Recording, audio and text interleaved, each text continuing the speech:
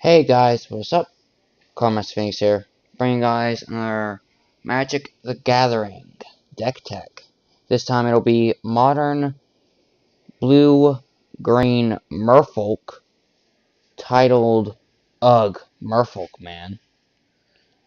The reason I titled it that is because I think ugh Merfolk again, and because it's just like it's a common reaction I get at F&M for playing it all the time, and even when I'm not playing it in the standard build I have, I'm playing it in modern all the time, and it's just it's just a popular reaction I get. And there's a few quick announcements I would like to make before I actually get into the video itself. So first of all, I want to sincerely apologize for the very long overdue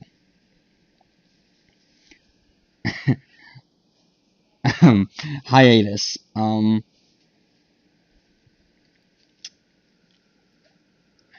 The last time I made a video was 1 month, technically almost 2 months ago, on my card game channel, and it has been even longer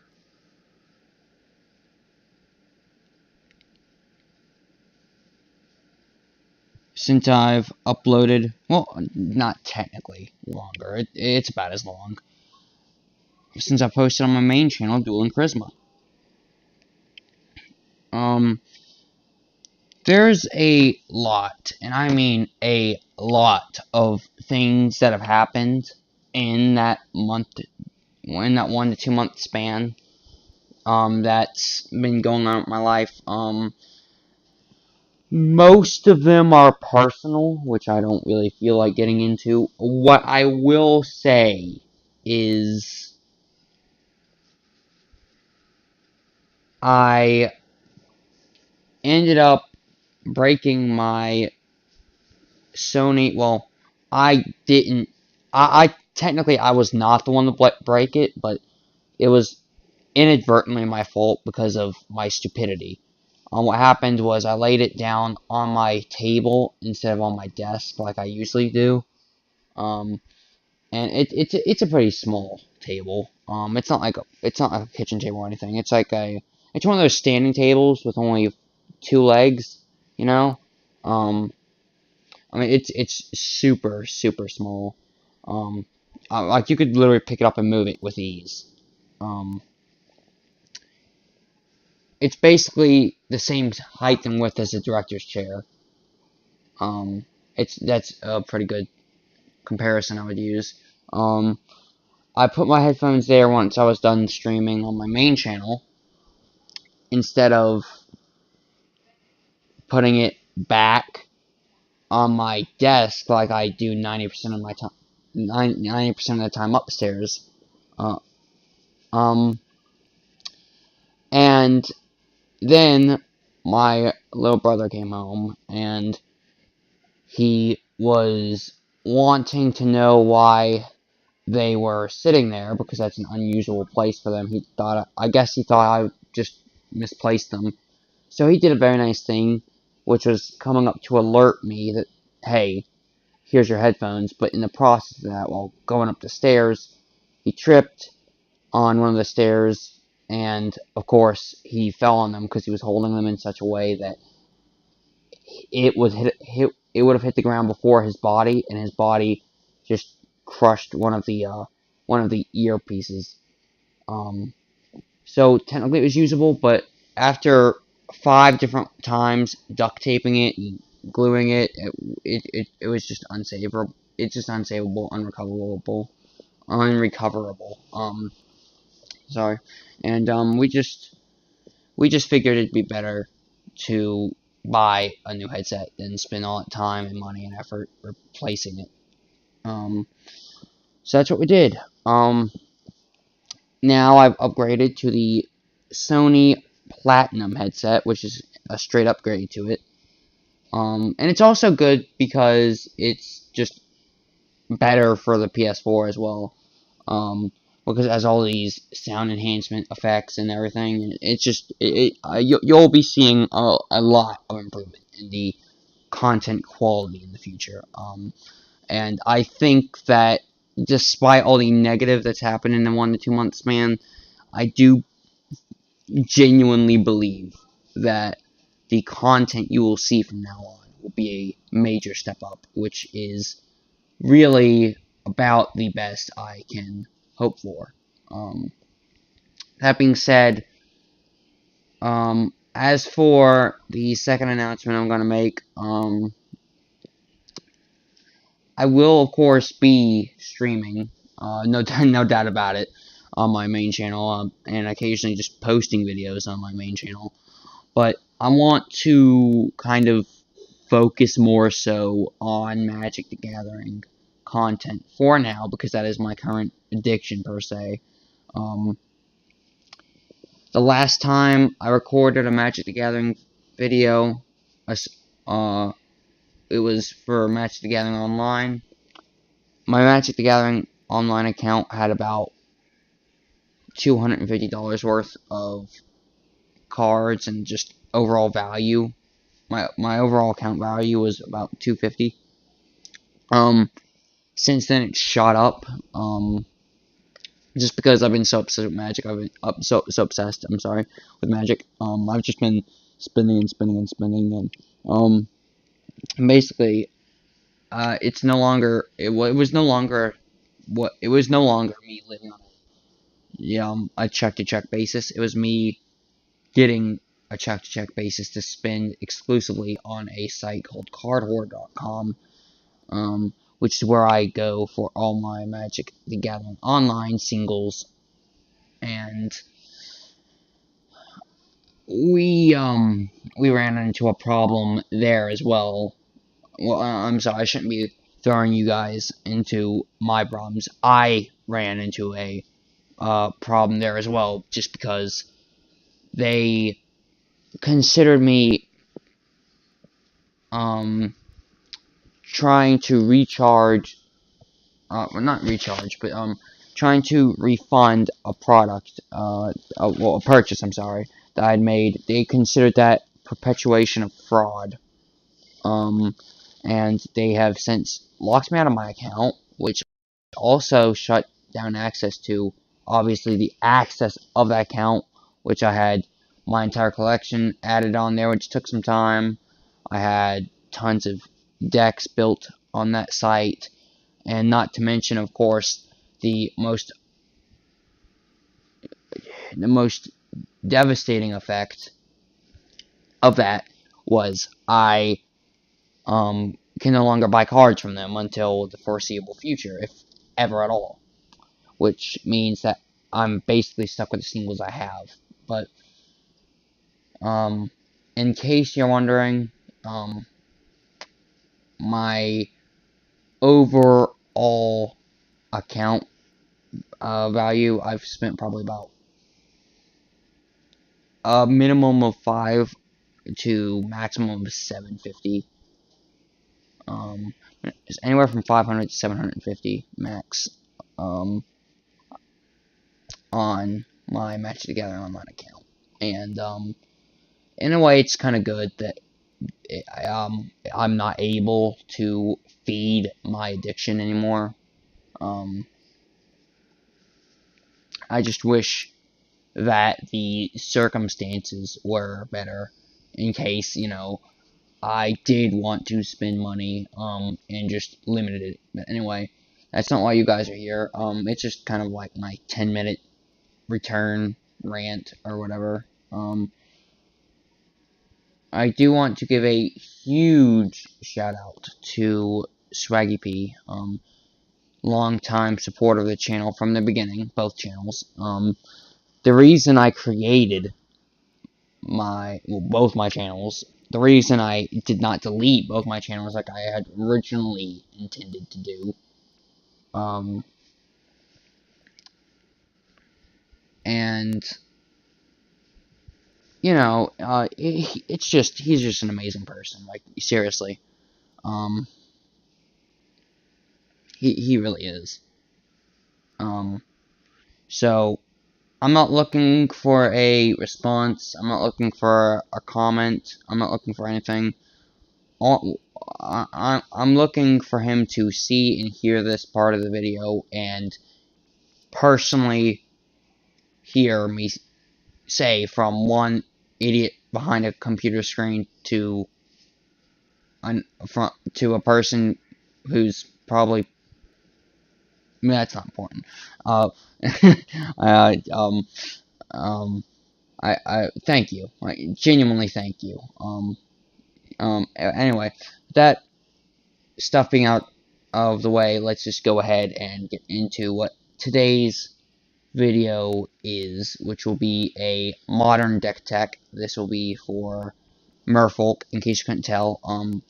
I have a very heavy favoritism towards tribal-based decks, or very heavy synergistic focuses on a certain theme or mechanic. So that's why I build decks the way I do, and yeah, let's just go ahead and hop into it. So, just like my standard deck, this has been extended to 65 cards, which is, you know, not good, but I feel the extra 5 is worth the extra, well, not, obviously not consistency, but the extra options that I have to play with at my disposal. Anyway, I'm sorry. Anyway, let's go ahead and get into this. So, I have with me 25 lands and 40 creatures. I do believe that you should be playing at least 20 lands in any 60 card deck, even in a well, okay, maybe not 20 lands in a sealed environment because your deck should only be about 40 cards. But you know, you want it to be at least a quarter of your deck. So, and I wouldn't typically say it should be more than half of your library either. So anyway, um, I just thought this was a good number. We'll just go ahead and go down the list of cards. So first off, 4 copies of Botanical Sanctum. This is a dual land for both blue and green, obviously, that came out of Kaladesh, I believe that is. It could be Aether Revolt. I'm sorry, I always get those two mixed up. Now looking at the bottom, I believe it's Kaladesh. So this is a very unique dual land in that it enters the battlefield tapped if you control 2. Unless it always enters tapped if you control 3 or more lands. If you control 2 or fewer lands, it enters untapped. Which is just very nice. Because that means that obviously you want this to be one of the first few lands you throw down. Because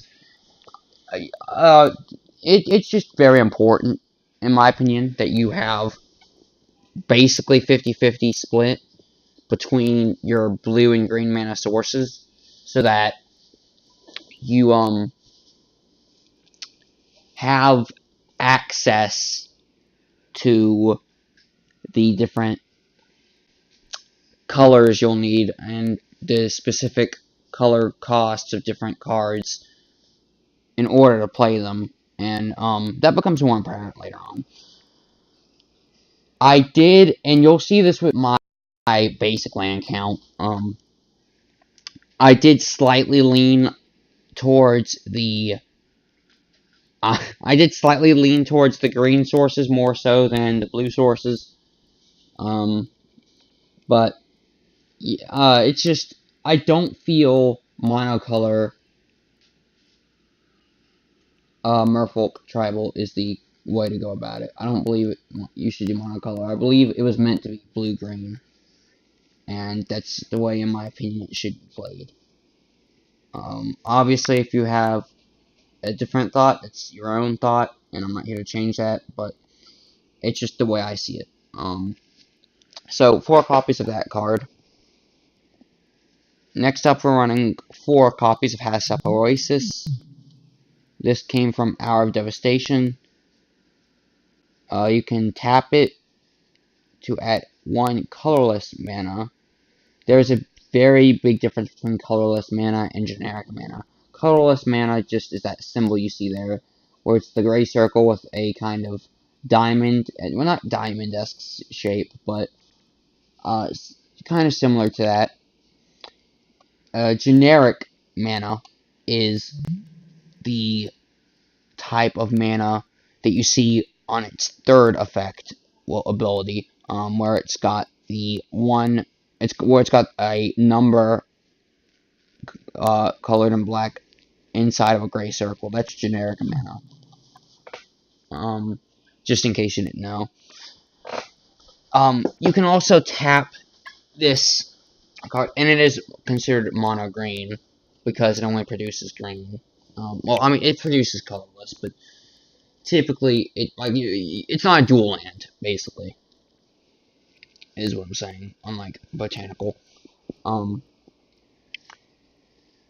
only bad thing about it is when you tap it, you have to pay 1 life if you want to add green.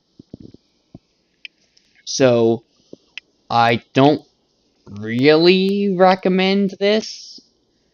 The only real reason it's in here is that way I can keep my 25 land count where it's at. And that's really basically it. And of course it's subject to change. This is just a copy and paste build of my standard version of it.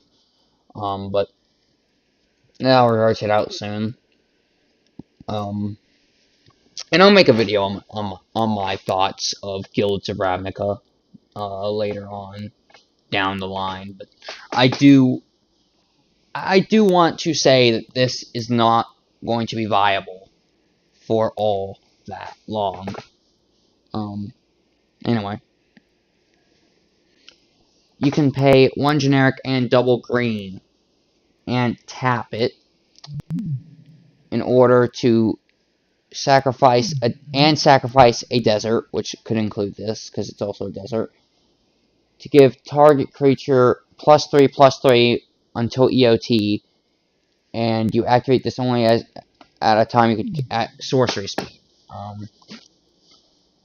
You can only cast this anytime you cast sorcery, which is like your turn.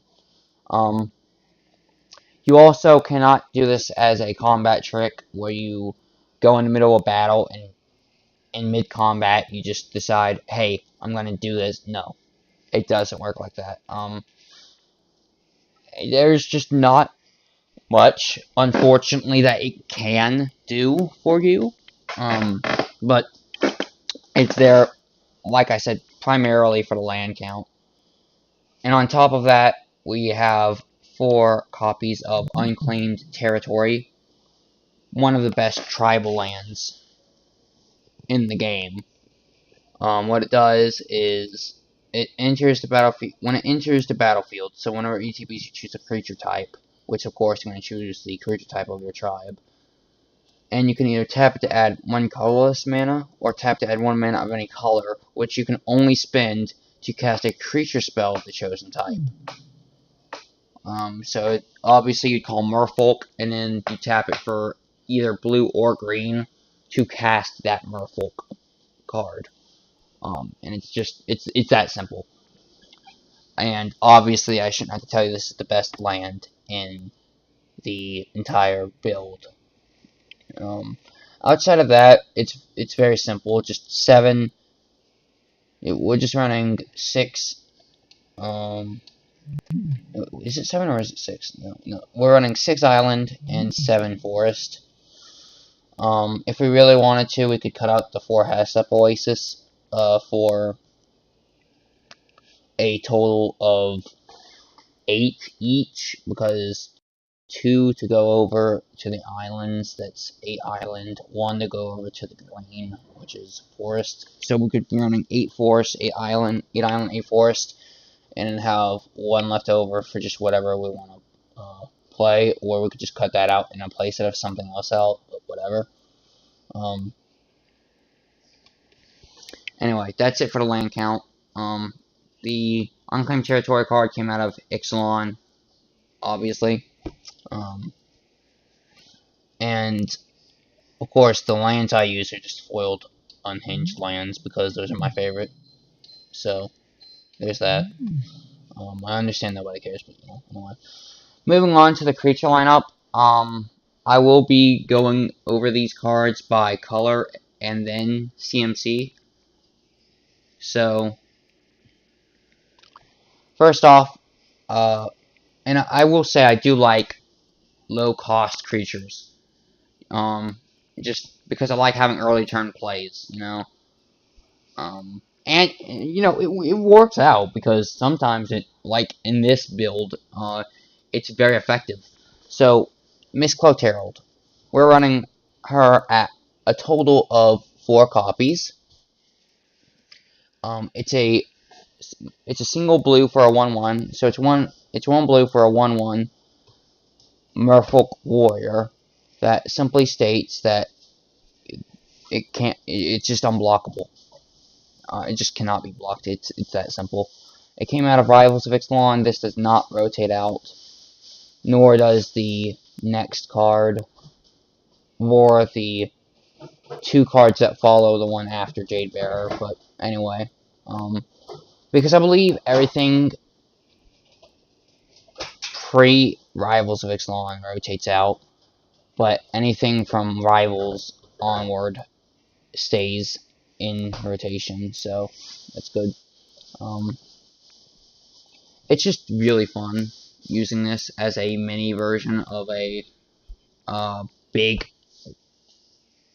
focus for this deck.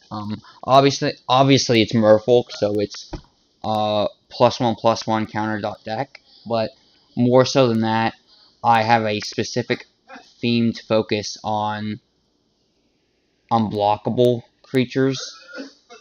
That way I can just swing in for massive damage, massive unblockable damage, to get that amazing turnaround comeback game feeling, game winning feel, and it's just awesome.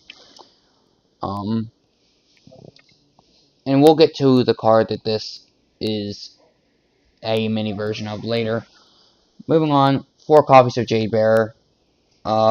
It's basically the exact same thing as Miss Cloaked Herald, only it's a single green instead of a single blue. It's a 1 for a 1/1 Merfolk Shaman.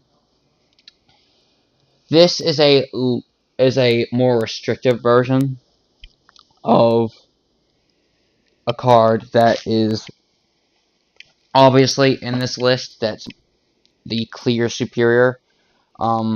Jade Bearer states that when it ETBs, put a +1/+1 counter on another target creature you control. So you pay your green, you drop it onto the board, and then you just give anything outside of itself +1/+1. And we'll go ahead and just say what card this is the more restricted version of, because it's on screen right now, which is Deeper Elite, which is a 2-drop 1/1 that has the same exact ability. It's just that it can target itself, unlike Jade Bearer. And of course, I like, for the early game, just putting all the counters onto Miss Cloaked Herald because it's unblockable innately. But once I get to my threshold of 4 mana, which is the most I'm going to need in this entire list, I tend to just start distributing them evenly. That way it's the entire board is unblockable as opposed to 2 creatures. Anyway, yeah. Next up is a single green for a 1/1 Merfolk Shaman. Once again, it's Kumina Speaker. unlike Jade Bearer and unlike Miss Cloaked Herald, both which came out of Rivals of Ixalan, sorry, this came out of regular Ixalan, meaning it does sadly rotate out. RIP.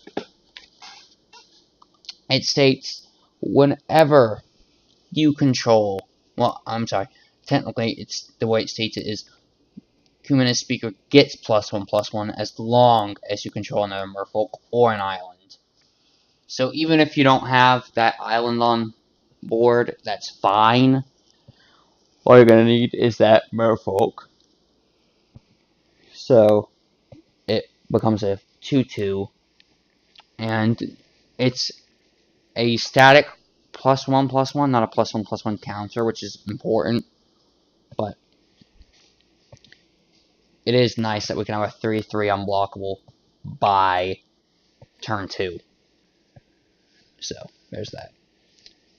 Moving on to our 2-drops, we have a cost of 1 generic and 1 blue for Silvergill Adept, which is a Merfolk Wizard. You're paying 2 CMC for a 2/1, which reads, as an additional cost to cast a spell, reveal a Merfolk card from your hand or pay 3 generic. When Silvergill Adept and ETBs, draw a card. So it's just good card draw. It's just good for, if nothing else, it's just good for getting that draw. It's good for digging deeper into your library. And it's just a good card. It really is. Moving on, we have the obvious MVP of the entire deck, which is Deeproot Elite. For 1 generic and 1 green, you get a 1/1 Merfolk Warrior that reads, whenever another Merfolk ATBs under your control, put a +1/+1 counter on target Merfolk you control. Which is awesome. And now moving on to the second to last 2-drop, we have Merfolk Branchwalker, which is 1 generic and 1 green for a, I want to say 1/2? No, 2/1, I'm sorry. Merfolk Scout, which unfortunately rotates out since it is from Ixalan. Whenever this card ETBs, it explores. If you want to upgrade this, you can just replace this with a Jade Light Ranger. It's the exact same thing, only it explores twice. And, well, technically the stats are a bit different because of a higher CMC, and in turn, it also has a slightly better power toughness ratio. But anyway, it's just good to have on board and in hand and whatnot. Obviously, this shouldn't be used as a modern deck, but it's just so I can. It's just one of my friends just wanted to play modern with me once, so I just took my exact same standard list and exported it as a .deck file onto my desktop, and then from there I just imported it as a modern file, as a .deck file to my modern deck for a copy of it. That way I could just quickly play the game without having to completely rebuild it. But anyway, and of course, since I've since then acquired tons more cards, so we will have to kind of just wait later on that upgraded build. But anyway, just in case you don't know what exploring is, it reveals the top card of your library.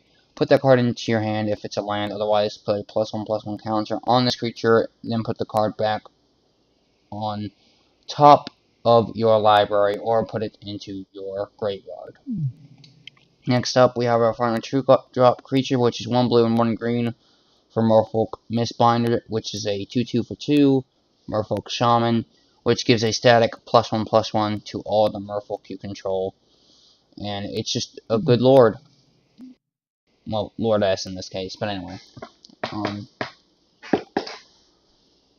Fortunately for us, she does stay, as she is a Rivals card, not regular Ixalan card.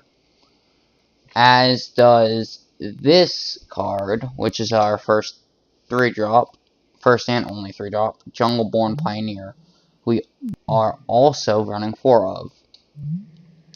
It's a 2/2 for 3 Merfolk Scout that reads when Jungleborn Pioneer enters the battlefield, create a 1/1 blue Merfolk creature token with hexproof, meaning it can't be the target of spells or abilities your opponent controls. So it's just good for making a board. Primarily ran only for double Deep-Root Elite trigger, and God forbid I have multiple on board, because that's double the amount of triggers each time, and it's just fantastic. And I should also go ahead and say that I would never keep a hand that does not have a Merfolk, a Deep-Root Elite card in it. I'm sorry, I just wouldn't. Preferably one with 2 in it. I think the most I've ever gotten was 2 in one hand and a third one on the top off the scry, and that's basically as lucky as you're gonna get, because whew, dude, I'm telling you, if you open 3 lands, say like 2 blue and a green, and you also open 4, like your entire playset of Deep-Root, it's GG. Anyway, moving on for our 4-drop, second to last card, 4 copies of my super secret awesome tech. No, I'm just kidding. For the deck, which is Herald of Secret Streams. I absolutely love this card. Came out of Ixalan. It's a 2/3 for 4, which reads creatures you control +1/+1 counters on them cannot be blocked, which just is what makes this deck as amazing as it is, because you just swing in and you just pummel your opponent with unblockable damage. It can be prevented, but who's playing prevent damage card effects in MTG Modern, you know? Like, seriously, I'm sorry, but just no. I've never seen someone do that. Anyway, outside of that, the last card in the build is the exact same thing, only it's 3 generic and a green instead of a blue for a 3/2 instead of a 2/3, which is Forerunner of the Herald's Merfolk Scout. When this card ETBs, you may search your library for a Merfolk card, reveal that card, then shelf your library and put that card on top of it. Whenever another Merfolk enters the battlefield under your control, put +1/+1 counter on Forerunner of the Heralds. And that is the deck. Most of this is rotation proof. For standard anyway. I will revise the modern list some point later on. There's quite a few videos I'm wanting to make today to kind of catch up, but outside of that, that's really going to be it. And with that having been said, I will catch you guys next time. Thank you so much for watching. I've been your host, Cardmaster Phoenix, signing out. See you guys next time. Have a good one.